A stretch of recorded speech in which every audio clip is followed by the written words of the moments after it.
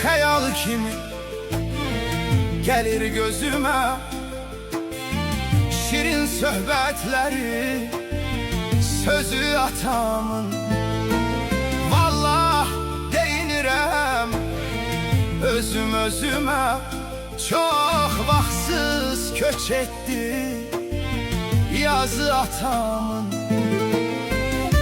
Nə oğul nə qızlar öyünmədi heç, zəhmət zillət çəkdi deyinmədi heç. Görmədim təzəsin geyinmədi heç, çox oldu dünyadan gözü atamın. Sabahdan axşama işlədi durdu, bizim üçün əlləşdi, özünü yordu.